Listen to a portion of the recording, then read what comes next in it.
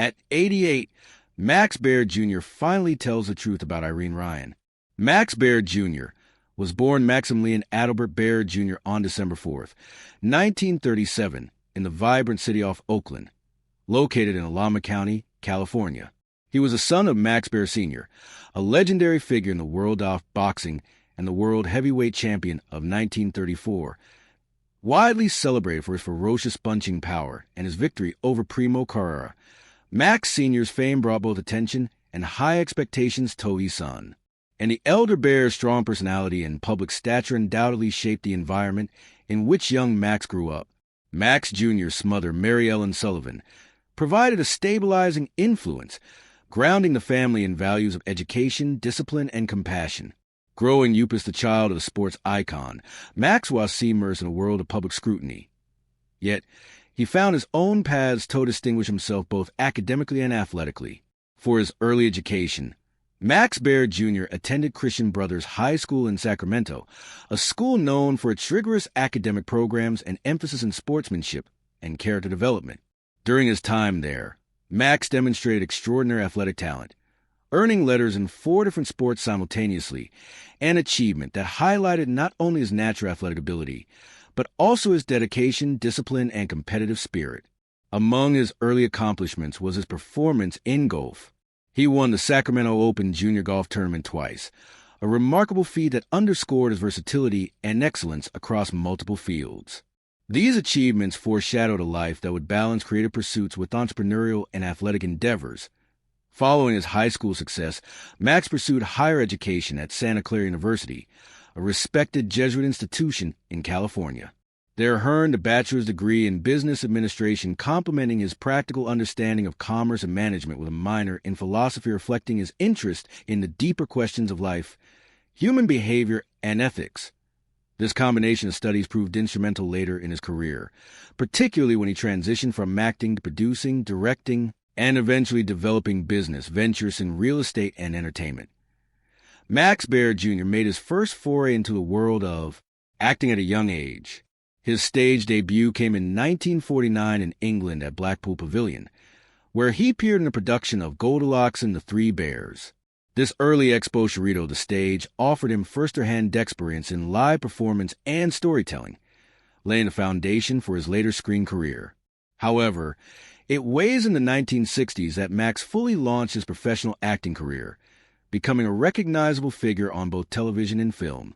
He signed with Warner Brothers, a powerhouse studio at the time, and quickly began appearing in numerous popular TV series of the era. His early work included roles in iconic series such as Maverick 1960, Surfside 61960 to 1961, Shia 1960 to 1961, Hawaiian I 1960 to 1961, 77 Sunset Strip, 1960 to 1961, Bronco 1961, Sugarfoot 1961, Follow Sun 1962, and It's a Man's World 1962. These appearances not only honed his craft, but also exposed him to the fast-paced environment of television production during the golden era of American TV. Despite a promising start in television, Max Baer Jr. is best remembered for his role as Jethro Bodine on the legendary TV series The Beverly Hillbillies 1962 to 1971, which aired on CBS. Jethro, the naive and dim-witted son of Jed Clampett's cousin, became a beloved character in American pop culture, embodying the show's comedic charm and satirical take on rural-urban contrast. Baer's portrayal of Jethro resonated with audiences for nearly a decade, making him a household name, but also contributing to his typecasting, a challenge he would grapple with for the remainder of his acting career. During the height of the Beverly Hillbillies, Max continued to appear in other television projects, including Love American Style 1969 to 1974 and Vacation Playhouse 1969 to 1974, while also branching into film with a role as Sergeant Luther Liskell in the 1967 war film A Time for Killing. However, the enduring association with Jethro Bodine limited the variety of roles offered to him, a common predicament for actors closely tied to iconic characters.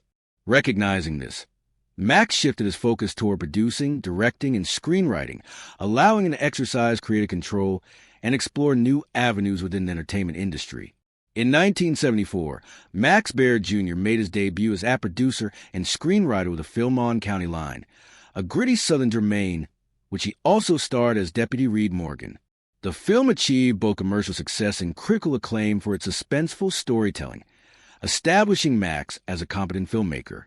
The following year, in 1975, he produced, wrote, and directed The Wild McCulloch, portraying Culver Robinson in a family drama that showcases versatility behind and in front of the camera. Building on this momentum, he directed and produced Odito Billy Joe, 1976, a film based on the famous song of the same name, which became a major box office hit, cementing his reputation as a skilled filmmaker capable of translating popular culture into cinematic success. His last directorial venture was Hometown USA 1979, marking the end of his primary involvement in film direction. In addition to his work in entertainment, Max Baer Jr. demonstrated a shrewd business acumen, venturing into real estate and the casino industry. Over the years, he has envisioned creating a Beverly Hillbillies empire, a project designed to capitalize on the enduring popularity of the show. This ambitious plan reportedly includes developing Jethro's Beverly Hills mansion and a series of casinos inspired by the world off the Clampetts, reflecting his ability to combine nostalgia with entrepreneurial vision. Max has reportedly secured deals to acquire the rights to use names, likenesses, and other show-related intellectual property, aiming to transform the beloved television series into a multidimensional commercial enterprise. Max Baer Jr.'s personal life, particularly his romantic relationships, has often attracted public attention, largely because of his fame as a television star and the son of legendary boxing champion Max Baer Sr., while Baer himself has generally been private and guarded about his personal affairs. Several key relationships over the years have become part of the public record and have contributed to the broader narrative of his life beyond Hollywood. In 1966, Max Baer Jr. married Joan Kathleen Hill. At the time, Baer was enjoying the height of his fame from the Beverly Hillbillies, where his portrayal of Jethro Bodie had made him a household name across America. The pressures of celebrity combined with the demands of an acting career that often required travel and long working hours reportedly placed strains on the marriage. Like many young couples navigating life under public scrutiny, Baer and Hill faced challenges that ultimately proved difficult to overcome. After 5 years together, the marriage ended in divorce in 1971. The separation marked a significant turning point in Baer's personal life, coinciding with a period in which he was attempting to redefine himself professionally after being closely identified with a single iconic role. Following his divorce, Baer did not remarry, but he was romantically linked to several well-known women over the years. Among the most notable was Victoria Principal, a highly successful actress, entrepreneur, and author, best known for her role on the hit television series Dallas. Their relationship attracted considerable media interest. Both were prominent public figures with established careers. Baer was also reportedly involved with model Cherodes, further reinforcing his reputation as a figure frequently connected to glamorous and high-profile relationships during that era. One aspect of Baer's relationship with Victoria Principal later became a source of controversy. In 2005, Principal publicly alleged that she had been assaulted by Baer during the time they were romantically involved. The claim drew renewed attention to Baer decades after his peak television fame and sparked discussion in the media about their past relationship.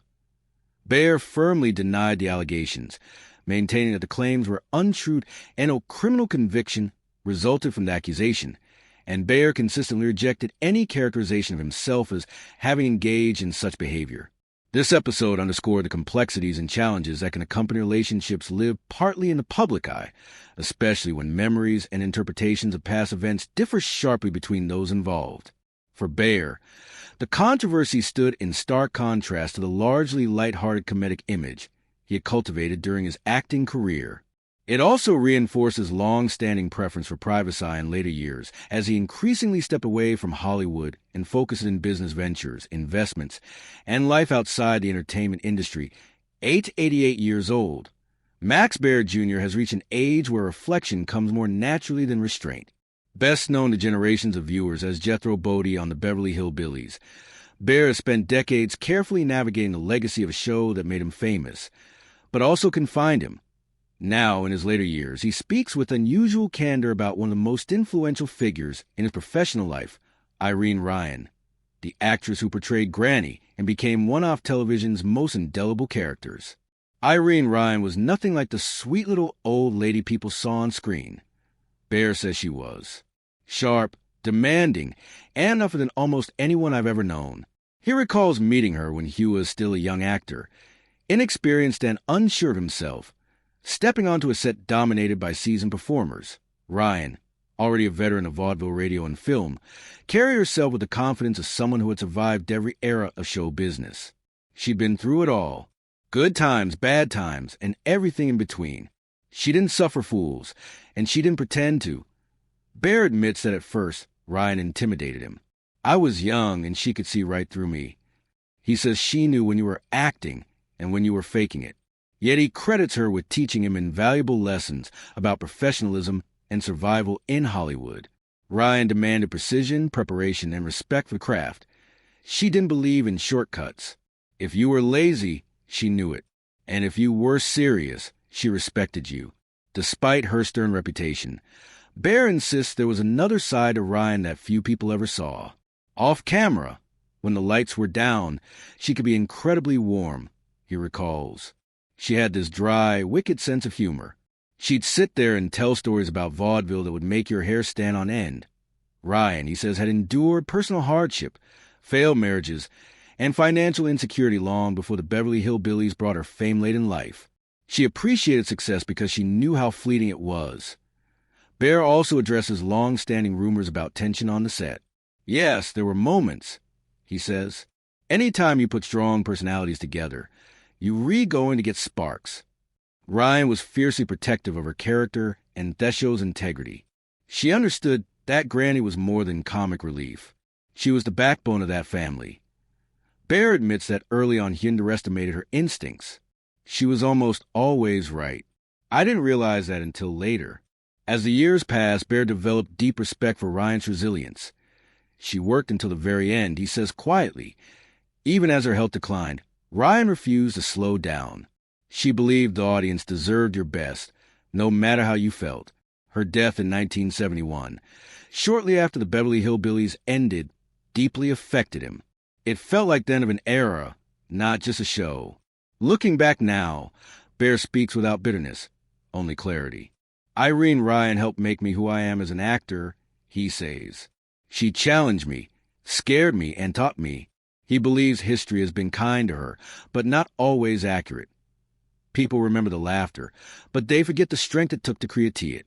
At 88, Baer has little interest in myth or nostalgia. The truth is, Irene Ryan was a survivor. He says she earned every laugh she ever got.